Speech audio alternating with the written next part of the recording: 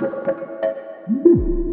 folks, Matthew Weiss here, weiss-sound.com and Weiss Advice here on YouTube. Don't be fooled, it's not Philosophy Friday, I'm just feeling bummy and need to make a video. So, let's check it out. This is a technique that I'm really thrilled to share because it's a technique that I shared on Facebook about 7 or 8 years ago, and another engineer who's fairly well known and actually well known in the online teaching space, he sort of was less than polite about the intelligence of this technique, saying basically that this technique could be done in a much simpler way using a different device.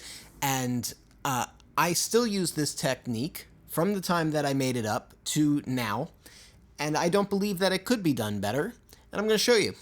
All right, let's check it out. First of all, let's listen to the record.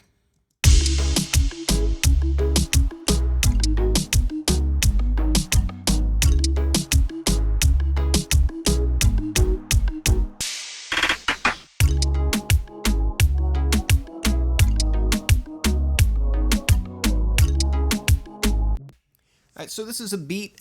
It's for a record from an artist named Brigante. I'm going to put a link down in the description box below.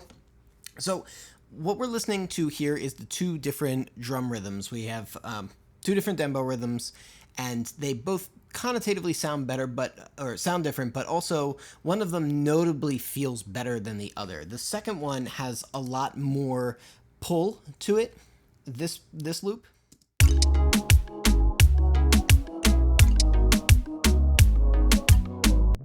Rather than this loop.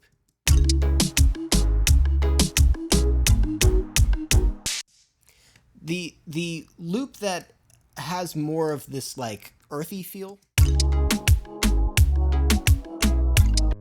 is really the second loop, that it has this snare that seems to lead into the kick. It's really important that the snare sound pulls the ear into the next beat. That's what the placement of that eighth note snare is really doing. So if it doesn't lean you into the next beat, the feel isn't really right. So when I listen to this first loop, to me, it just feels a little bit too stiff. It's just static and doesn't really necessarily move you forward. It just kind of keeps time.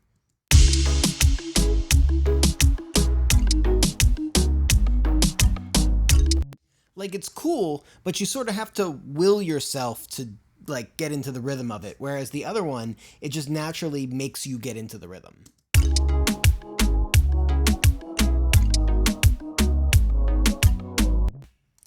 So in order to get this first loop to have more of that pulling sensation, I want the snare to connect more to the kick.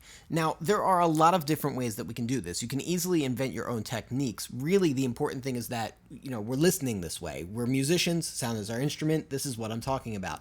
I've come up with a musical idea, something that the music needs, and now the technique is going to conform to that musical idea. There's all sorts of things that we could do for this. We could find a compression curve that works for this dembow loop here and pulls the sustain of the snare up forward to connect them. We could trigger a short reverb from the snare so that it kind of pulls the ear, and then we gate it so that it cuts at the kick. We could come up with all sorts of fun, interesting things to do, and how we choose to do it is kind of what makes us sound like us. The way that I want to do it is I want to isolate the sustain of the kick and the snare. So I've created a mult here, and I've called it Groove Maker. It's just a clone of the original beat, but I've put a couple of things on it. I've got the EQ curve it's the same on both tracks, and then I've got an expander. So the idea here is I want to get rid of the attack of the drums, and I want to create something that's really entirely just release.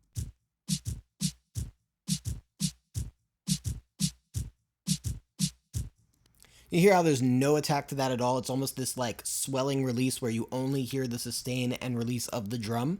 So the way that I'm doing that is I'm taking an expander and I'm setting the threshold very low, but I'm setting the attack time to be kind of slow. And that's the key to this. I'm setting the attack slow enough so that the initial attack of the drum is not getting through the gate fast enough, right? If I were to take this attack time down,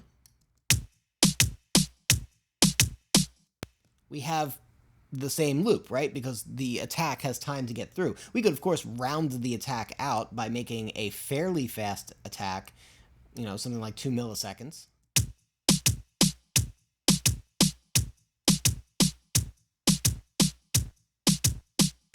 So this is a interesting way of kind of contouring the attack. If we wanted to make a very round attack to a drum, we could do it this way. It would originally sound like this.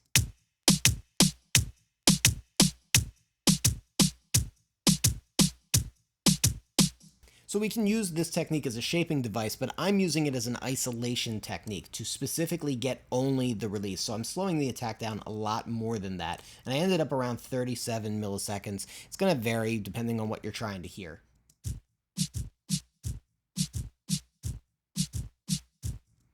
Basically, what this is doing is what you end up isolating when you use a transient designer and you're adjusting the thing that's labeled sustain. It's basically this. This is what a transient designer does. It separates the transient and the sustain. And so if you want to turn the sustain up or down, this is pretty much what a transient designer would be doing. But it's a little different than a transient designer because I'm doing it on its own track. I've isolated the sustain just onto its own particular audio feed. It's inherently different than a transient designer because a transient designer would go in as an insert. And you might think, well, why would you even want to do this? Why would you want to put like just the sustain of a sound on a parallel track like this? Well, it's for the same reason that you would want to do anything on a parallel track, so that you have independent control over the source sound or over the return sound. Here, I'm putting on an EQ. If I put on this EQ, I can take out all the sub-frequency, and I can do a little boost to the top end, and so now this like just pure release of the drum is kind of getting rid of some of the kick and really focusing more on just the snare. So if I take off this EQ,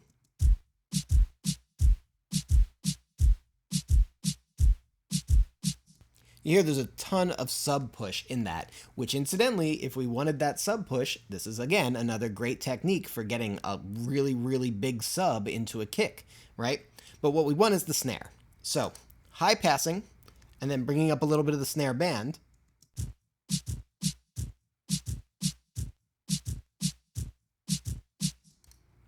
Now, when I play it with the loop, what's going to happen is the sustain of the snare is going to come forward and up. It's almost going to arc up a little bit, and that's going to create this dynamic shift that pulls the ear more to the next beat, because the energy is no longer hitting like this, it's hitting like this. Right? It's coming off of the snare and giving us an envelope up. So it's actually pulling us like taffy into the next beat. I'm going to play the drum loop without and then with, and I'm going to have it turned up pretty high so that we can hear the distinction pretty different. We can hear the distinction pretty distinctly? No, we can hear the difference pretty distinctly. There we go.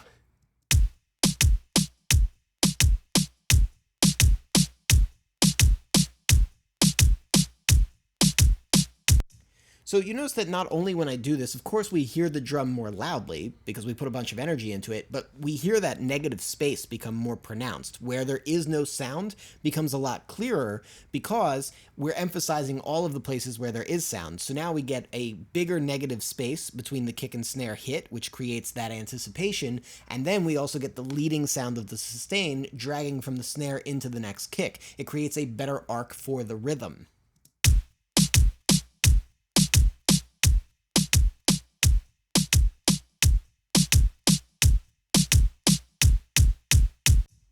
So it's not just that we're making the drum a little bit louder and a little bit bigger, it's that we're actually enhancing the groove of it, and I cannot stress how important that is to the success of the song. This little move, as small as it is in the context of the overall record, very important. So now I'm going to turn this down, probably get it maybe about 6 dB underneath the actual drum sound, so it's something that we're feeling, we're not necessarily hearing so much. We just want the groove to feel enhanced. We don't necessarily want the drum to feel any different because the drum feels great.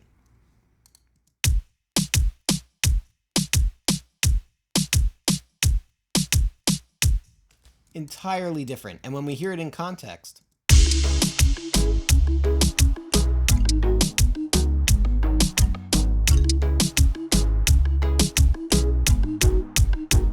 it just becomes so much more danceable. I'll do it one more time just because it kind of, I brought it in a weird spot, but here it is without.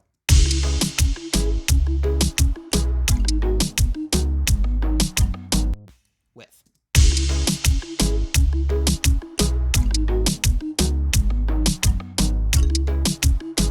And you hear that change to the snare and the way that that affects the groove. That is such a crucial idea to mixing, because this is really how we're thinking. What is going to make the listener want to dance? What is going to give the listener that groove? Because that is going to make them want to replay the record. That's going to make them want to stream it. That's going to make them want to buy it. That's how we make the record successful. So I cannot say how unbelievably important thinking this way really, really is. Now, this other engineer said that I could do the same thing with a compressor. Yes, technically you can do the same thing with a compressor. Specifically regarding getting rid of the attack, that's what a compressor does. It gets rid of the attack. However, fundamentally speaking, doing this with an expander creates a very different result. And the reason is because a compressor is a reactive signal processor. It reacts to signal level coming into it. An expander is a leading signal processor. It is on and it waits to be triggered. So, reduction to the attack on a compressor happens when the attack triggers the compressor. Reduction to the attack on an expander has already happened, and it requires the attack of the signal to open the gate. And so you can get reduction on the attack deeper than you can get when you're using a compressor. It is a fundamentally different tool, but it is effectively the same idea. It's simply dynamics reacting to amplitude. So I do recommend experimenting with what you can get out of an expander. I do recommend taking this technique, trying it for yourself, not necessarily even on reggaeton drums, but on any drum where you feel like you need to enhance the sustain of the drum in a certain way in order to pull things forward. Compression is great for doing something similar. We can do compression techniques for days that also enhance the groove. It's an absolutely important part of mixing. I'm just showing you a different take, one that I like to do and one that I think is extremely effective. Alright guys, if you dig what I'm doing here on this channel, hit subscribe with the bell to get notifications. If you like this video, hit the like button. If there's a particular technique that you want to see discussed, drop something in the comments section below. I go through all of the comments, I try and respond. And lastly, you know what we say, we are musicians, sound is our instrument, and I will catch you next time.